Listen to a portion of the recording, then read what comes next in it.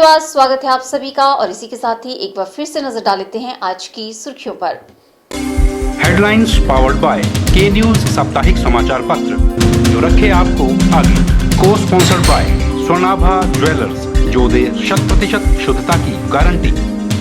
Blooming valley जो आपके अपनों तक पहुंचाए आपका प्यार। और Basant smile because you are at Basant resorts. Chailchowk में आयोजित माफिया राज हटाओ प्रदेश बचाओ की 16वीं रैली में पूर्व सीएम प्रेम कुमार धूमल ने साधा राज्य सरकार पर निशाना। कहा, देवभूमि को ड्रग भूमि बना दिया है राज्य की कांग्रेस सरकार ने।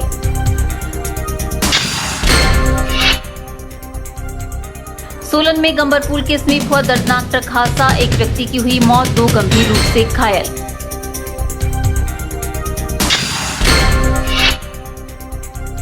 नहीं थम रहा शराब ठेके खोलने का विरोध, ठेका बंद करने को ग्रामीणों ने की आवाज बुलंद, उग्र आंदोलन की दी चेतावनी। और रिवासर झील से 3 टन मरी मछलियां निकाली, झील परिसर में बदबू को खत्म करने के लिए किया जा रहा परीक्षण। क्षेत्रीय अस्पताल मंडी में फिर से जन औषधि केंद्र खुलेगा, इसके लिए स्वास्थ्य विभाग ने कवायद शुरू कर दी है। अब इस जन औषधि केंद्र पर लोगों व मरीजों को उच्च गुणवत्ता वाली जेनेरिक दवाइयां बाजार से कम दामों पर मिलेंगी। जन औषधि केंद्र पर बाजार से 60 से 70% कम दामों पर लोगों को दवाइयां मुहैया की जाएंगी, जिससे मरीज व मध्यम वर्ग के लोगों को सबसे ज्यादा राहत मिलेगी। हालांकि क्षेत्रीय अस्पताल मंडी में पहले से जन औषधि केंद्र चलता था, जो पिछले 8 महीनों से बंद कर दिया गया है। घाटे के कारण स्वास्थ्य विभाग ने इस जन औषधि केंद्र को बंद किया था, लेकिन अब प्रधानमंत्री जन औषधि योजना के तहत केंद्र खोलने की योजना बनाई गई है। उल्लेखनीय है कि मंडी जिला में स्वास्थ्य विभाग ने वर्ष 2013 में जन औषधि केंद्र खोला था। केंद्र में दवाइयों की कम बिक्री होने के चलते अस्पताल प्रबंधन ने इसे बंद कर दिया था।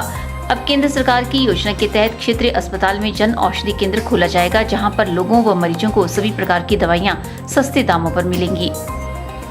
बता दें कि स्वास्थ्य विभाग ने पहले जो जन औषधि केंद्र अपने स्तर पर खोला था, उसमें सभी प्रकार की दवाइयां नहीं मिलती थी, जिसके कारण लोगों को निजी मेडिकल स्टोर में ही दवाइयां लेने जाना पड़ता था। क्षेत्रीय अस्पताल मंडी में फिर से जन औषधि केंद्र खोला जाएगा, जिसके लिए अस्पताल प्रबंधन ने योजना बनाई है। जन औषधि केंद्र पर जेनेरिक दवाइयां बाजार से कम दामों पर मिलेंगी। ब्यूरो रिपोर्ट, के चैनल। पवित्र झील रिवासर में मछलियों के मरने का सिलसिला लगातार जारी है। छठे दिन 3 टन मृत मछलियों को पवित्र झील से निकाला गया। लोक निर्माण विभाग व नगर पंचायत के कर्मचारी कार्य में जुटे रहे। पवित्र झील रिवालसर में मछलियों के मरने का सिलसिला लगातार जारी है। अब तक 3 टन मृत मछलियों को पवित्र झील से निकाला जा चुका है। लोक निर्माण विभाग व नगर पंचायत के कर्मचारी कार्य में जुटे रहे। अब झील के पानी का रंग भी पुराने स्वरूप में आने लगा है। रंग में हल्का बदलाव हुआ है, लेकिन झील परिसर में फैली बदबू ने दिक्कतें बढ़ा दी है। बदबू को कम करने के लिए झील के पानी में परीक्षण किया गया है। सुबह 9 बजे से ही झील से मछलियों को निकालने का कार्य शुरू हो जाता है। झील परिसर में मृत मछलियों की दुर्गंध से दिक्कतें बढ़ गई है। गत दिनों हुई बारिश ने लोगों को राहत पहुंचाई है, लेकिन धूप खिलते ही एक बार फिर मछलियों की बदबू से लोगों की परेशानियां दोगुना हो गई है। दिल्ली की इको सीएनजी कंपनी के प्रतिनिधियों ने बैक्टीरिया का परीक्षण किया है, जिसके परिणाम 24 घंटे में सामने आएंगे। टब में मृत मछलियों को डालकर परीक्षण किया गया है। जल्द ही नतीजे सामने होंगे। इसके बाद यदि परीक्षण सफल रहा तो इसे झील में डाला जाएगा, जिससे झील परिसर में पानी में बदबू को खत्म किया जा सकेगा। ब्यूरो रिपोर्ट, के चैनल। हिमाचल के लाहौल घाटी में अप्रैल के महीने में दिसंबर जैसा मौसम देखने को मिल रहा है। अप्रैल में लाहौल घाटी में हुई बर्फबारी से हर कोई हैरान है।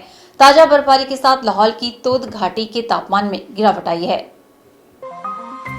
यहाँ ताजा बर्फबारी से लेडी ऑफ केलोंग, मुल्किन, घेपन, भीक, कुल्ती नाला, नीलकंठ और कुक्ती जोत की पहाड़ियों पर बर्फ बिछ गई है। तोद घाटी के कवारिंग सहित गांवों तक 6 सेंटीमीटर तक ताजा बर्फ गिरी है। वहीं घाटी के योचे और मयान घाटी के ऊपरी इलाके भी बर्फ से सफेद हो गए हैं। ताजा बर्फबारी से घाटी में 3-4 दिनों से खराब मौसम के चलते कृषि कार्य प्रभावित हो गया है।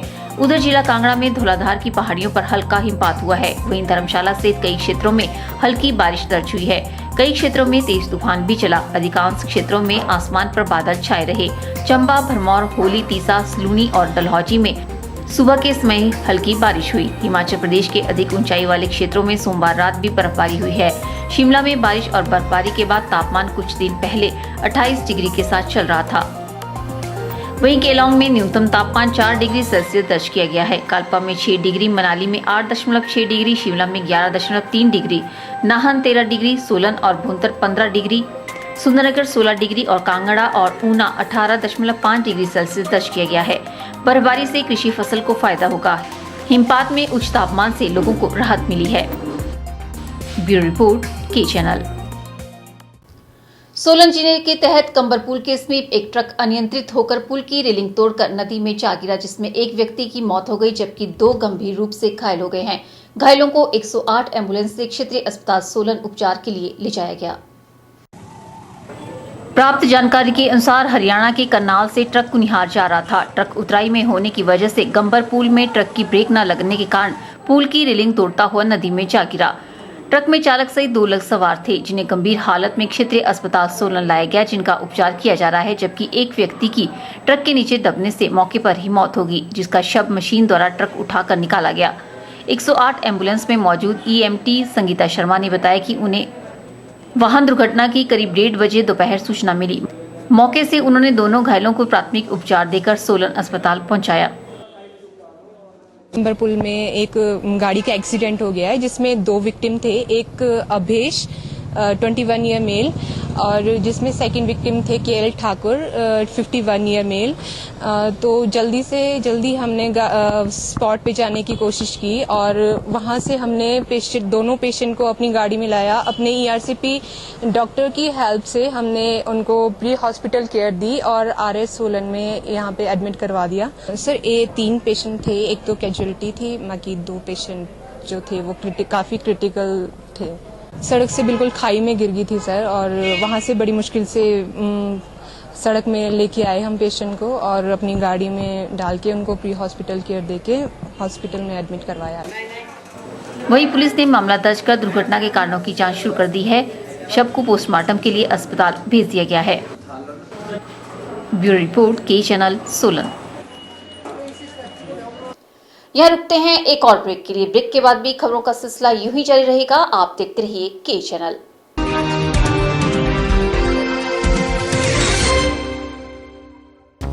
गुप्ता शॉल एम्पोरियम, जहां आप पाएंगे बेहतरीन व उच्च क्वालिटी की शॉल की विस्तृत वैरायटी।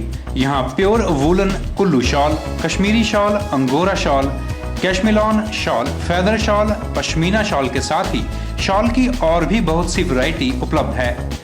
तो देर न कीजिए और आज ही पहुंचे गुप्ता शॉल एम्पोरियम, सब्जी मंडी के साथ नेर चौक, डिस्ट्रिक्ट मंडी। मोबाइल 9459125400।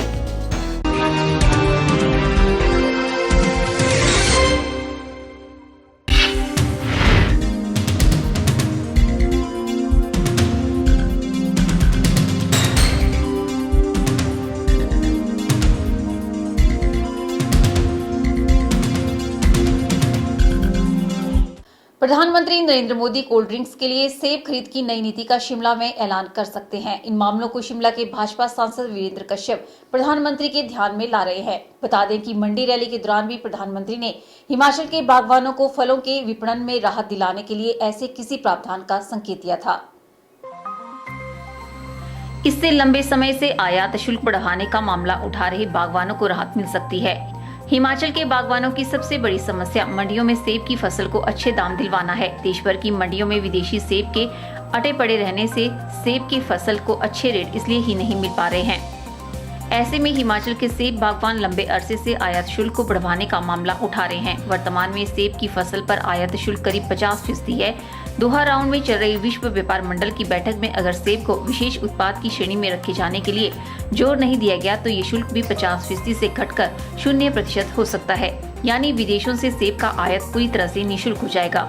अगर ऐसा होता है तो सेब की फसल को वर्तमान में भी जो दाम मिल रहे हैं वे भी नहीं मिल पाएंगे। पीएम नरेंद्र मोदी ने सत्ता में आने से पहले भी हिमाचल के बागवानों को इस समस्या से निजात दिलाने का वादा किया था। पिछले साल की मंडी रैली में दिए संकेत में बागवानों को ये लग रहा है कि इस बार शिमला रैली में मोदी इस पर कुछ खास कह सकते हैं। मोदी ने कोल्ड ड्रिंक में सेब के जूस को मिलवाने की योजना बनाने की बात की थी। शिमला के सांसद वीरेंद्र कश्यप ने पीएम मोदी के समक्ष इस विषय पर बात करने का फैसला लिया है। उन्होंने उम्मीद की है कि मंडी में जिस तरह से प्रधानमंत्री बागवानों को राहत देने के उपाय पर बात कर चुके हैं, वही शिमला रैली में हो सकता है कि इस विषय में भी कोई ठोस बात कहें। ब्यूरो रिपोर्ट की चैनल। सहयोगी पंचायत मंडी सदर की पहली पंचायत थी जिसने शराबबंदी के खिलाफ ग्राम सभा में प्रस्ताव पास करते हुए पंचायत को नशा मुक्त करने का प्रण लिया था। मगर पंचायत और स्थानीय लोगों को उस वक्त गहरा सदमा लगा जब पंचायत के मेन बाजार में शराब का ठेका खुल गया, जिसको लेकर सैकड़ों महिलाओं ने ठेके के विरोध में नारेबाजी की। पंचायत प्रधान, युवक मंडल, महिला मंडल व स्वयं सहायता समूह ने इसका विरोध किया है। पंचायत प्रधान महेंद्र ने बताया कि उपायुक्त को ठेका जल्द बंद करने के लिए मांग पत्र भेज दिया गया है और बीबीएमबी को भी इस बारे में ज्ञापन दिया गया है। उन्होंने कहा कि यदि 2 दिनों में ठेका बंद नहीं होता तो वे उग्र आंदोलन करने को मजबूर होंगे।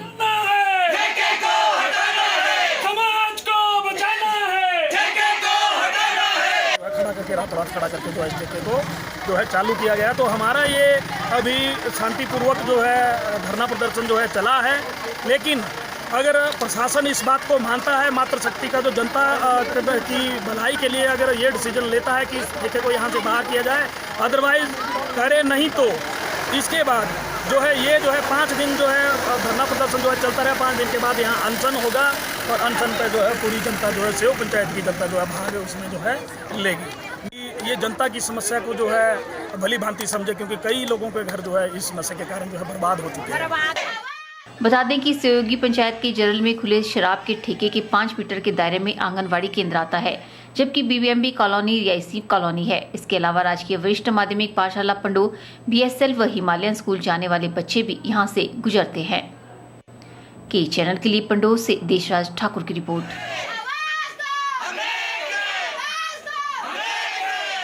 हिमाचल प्रदेश में शराब ठेके खुलने का विरोध लगातार जारी है। जहां देखा जाए तो अधिकतर महिलाएं ही इसके विरोध में अभी तक सामने आई है। इसी तर्ज पर ग्राम पंचायत महादेव में प्रधान सुमित्रा देवी के नेतृत्व में उमंग महिला मंडल ने शराब के ठेके के विरोध में प्रदर्शन किया। इसमें स्थानीय महिलाओं ने भी सरकार की नीतियों का विरोध किया। तुरंत महिलाओं ने जमकर नारेबाजी कर ठेके को गांव में न खोलने की मांग उठाई। इस अवसर पर महिला मंडल की 5 दर्जन महिला सदस्यों ने पहले बैठक की और पंचायत प्रशासन और जिला के आबकारी एवं कराधान विभाग को भी ज्ञापन प्रेषित किया। इस अवसर पर पंचायत घर महादेव में प्रदर्शन के उपरांत उप प्रधान सोहन सिंह के माध्यम से पंचायत को शिकायत पत्र सौंपकर अनुमति न देने का आग्रह किया गया। महिलाओं ने कहा कि ठेके का विरोध पंचायत स्तर से उपमंडल स्तर पर फिर जिला स्तर पर भी किया जाएगा। उन्होंने कहा कि पंचायत की ओर से महादेव में किसी भी ठेके की अनुमति नहीं दी है। उन्होंने कहा कि पंचायत की जल्द ही बैठक बुलाई जाएगी और ठेके के खोलने के विरोध पर असहमति के बाद विधिवत कार्रवाई अमल में लाई जाएगी। हमारे वार्ड में शराब का ठेका खुल रहा है, तो इससे हम सब लोगों को ऐतराज है कि यहाँ पर शराब का ठेका नहीं खुला जाए। इससे हमारे बच्चों पे बुरा असर पड़ेगा और सब पे बुरा असर पड़ेगा, क्योंकि हमारे जहाँ ठेका खुल रहा है वहाँ खुली जगह है, तो लोगों ने वहीं पे बड़ा भारी शोर शराबा पहले से ही होता है। हम पहले से ही दुखी हैं। इसके बारे में हम ग्राम पंचायत महादेव में अपनी एप्लीकेशन लेके आए हुए, ताकि किसी प्रकार की एनओसी या किसी भी प्रकार की स्वीकृति उनको नहीं मिलनी चाहिए, ताकि वे शराब का ठेका नहीं खोल सके। के चैनल के लिए सुंदरनगर से विजय शर्मा की रिपोर्ट। पाश्चात्य संगीत के बढ़ते प्रभाव के बीच गुरु शिष्य परंपरा को जिंदा रखने का काम कर रही गुरु शिष्य परंपरा एवं शास्त्रीय संगीत संस्था सोलन द्वारा आयोजित नवी संगीत सम्मेलन प्रतियोगिता संपन्न हो गई। संस्था का सोलन में गुरु शिष्य परंपरा को जिंदा रखना और नए कलाकारों को शास्त्रीय संगीत की ओर आकर्षित करना ही संगीत सम्मेलन करवाने का मुख्य लक्ष्य है। समापन समारोह में कसौली निर्वाचन क्षेत्र के विधायक डॉक्टर राजीव सैजल बतौर मुख्य अतिथि के रूप में शरीक हुए, जबकि कार्यक्रम की अध्यक्षता संस्था के संस्थापक डॉक्टर RS शांडिल ने की। मुख्य अतिथि डॉक्टर राजीव सैजल ने संस्था को गुरु शिष्य परंपरा एवं शास्त्रीय गायन को प्रतियोगिता के माध्यम से जीवित व संरक्षित करने के लिए बधाई दी।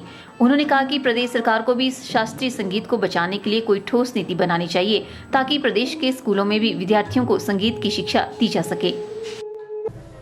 मैं समझता हूं कि संगीत को प्रोत्साहन जो है वो दिया जाना चाहिए, और ये दुख का विषय है कि जितना संगीत को प्रोत्साहन या संरक्षण या राजाश्रय मिलना चाहिए उतना नहीं है। पूर्व में जिस प्रकार राजाओं के समय में संगीत को राजाश्रय प्राप्त था और उस राजाश्रय के चलते जबरदस्त संगीतज्ञ जो है भारत ने जो है वो विश्व को दिए। आज सुविधाओं का अभाव है, साधनों का अभाव है और मैं समझता हूं कि सरकार को इस विषय में नीति बनानी चाहिए। लेकिन नई जो प्रतिभाएं हैं, नए जो बच्चे हैं जिनके अंदर योग्यता है, तो उनको प्रोत्साहन के लिए मुझे लगता है कि सरकार को जो है वो नीति बनानी चाहिए। एक आवश्यक विषय के रूप में जो है संगीत को स्कूलों में, विद्यालयों में और महाविद्यालयों में पढ़ाया जाना चाहिए। 2 दिवसीय कार्यक्रम में कनिष्ठ व वरिष्ठ वर्ग के कलाकारों ने तबला वादन, बांसुरी वादन एवं सितार वादन सहित विभिन्न वाद्य यंत्रों की प्रस्तुति दी। प्रतिभागियों में स्थानीय स्कूलों के कलाकारों ने अपनी प्रतिभा का प्रदर्शन किया तो वरिष्ठ कलाकारों ने शास्त्रीय संगीत पर अपनी शोध प्रस्तुतियां दी। कार्यक्रम में वादकों ने अपनी अपनी जुगलबंदी से श्रोताओं को मंत्रमुग्ध कर दिया। ब्यूरो रिपोर्ट, के चैनल, सोलन। सोमवार को मंडी के आईटीआई संस्थान में विजन मोबाइल प्राइवेट लिमिटेड द्वारा कैंपस इंटरव्यू का आयोजन किया गया। इस कैंपस इंटरव्यू में लगभग 150 युवाओं ने भाग लिया। ये जानकारी मंडी आईटीआई संस्थान के प्लेसमेंट ऑफिसर दिनेश कुमार ने दी। मंडी के आईटीआई संस्थान में विजन मोबाइल प्राइवेट लिमिटेड द्वारा कैंपस इंटरव्यू का आयोजन किया गया। मंडी आईटीआई संस्थान के प्लेसमेंट ऑफिसर दिनेश कुमार ने जानकारी देते हुए बताया कि कंपनी के एचआर कमल और गजेंद्र के द्वारा कैंपस इंटरव्यू कंडक्ट किया गया और इस कैंपस इंटरव्यू में लगभग 150 युवाओं ने भाग लिया। दिनेश कुमार ने बताया कि मंगलवार 25 अप्रैल को भी कैंपस इंटरव्यू का आयोजन किया जाएगा, जिसका आयोजन माइक्रो टर्नर ग्रुप द्वारा किया जाएगा। उन्होंने बताया कि माइक्रो टर्नर ग्रुप को नालागढ़ स्थित प्लांट के लिए 100 टर्नर व मशीनिस्ट की आवश्यकता है और टर्नर मशीनिस्ट के अलावा मैकेनिकल ट्रेड के डिप्लोमा होल्डर इस कैंपस इंटरव्यू में भाग ले सकते हैं। एक अच्छा मौका आज आईटीआई पास करके निकलने वाले जो उम्मीदवार हैं उनके लिए है। मैं एक प्लेसमेंट अधिकारी होने के नाते यह समझता हूं कि जो भी इस कंपनी में जाएंगे उनका भविष्य निश्चित तौर पे बहुत उज्जवल रहेगा। और इसी के साथ कल 25 अप्रैल को आईटीआई मंडी के ही कैंपस में जो कंपनी है माइक्रो टर्नर्स ग्रुप, यह बहुत ही पुराना 1969 का एस्टैब्लिश्ड ग्रुप है जो कि फोर्जिंग के क्षेत्र में व मैकेनिकल के क्षेत्र में काफ़ी बड़ा नाम है। इस कंपनी के ऑल ओवर वर्ल्ड में 18 जो प्लांट हैं वो लगे हुए हैं और हिंदुस्तान में जो है अभी लेटेस्ट जो इसका प्लांट है हिमाचल नालागढ़ में 2 साल पहले लगा। इस नालागढ़ प्लांट के लिए ही माइक्रो टर्नर्स ग्रुप जो है इसको 100 के लगभग टर्नर व मशीनिस्ट ट्रेड के जो उम्मीदवार हैं वो चाहिए। इसी के लिए कल 25 अप्रैल को यहाँ कंपनी के अधिकारी कैंपस इंटरव्यू के लिए आ रहे हैं। ब्यूरो रिपोर्ट, के चैनल। आज के बुलेटिन में फिलहाल इतना ही। सपना ठाकुर को दीजिए इजाजत। नमस्कार।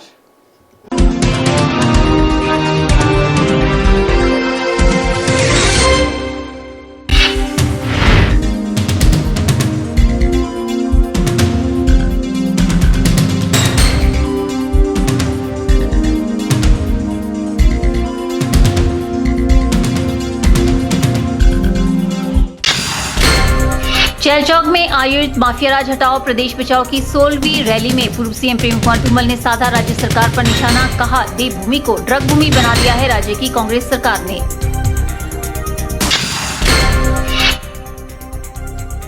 सोलन में गंबर पुल के समीप हुआ दर्दनाक ट्रक हादसा, एक व्यक्ति की हुई मौत, 2 गंभीर रूप से घायल।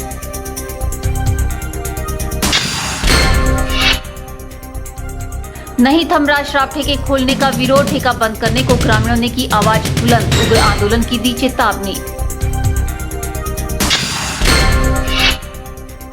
और रिवासर झील से 3 टन मरी मछलियां निकाली, झील परिसर में बदबू को खत्म करने के लिए किया जा रहा परीक्षण।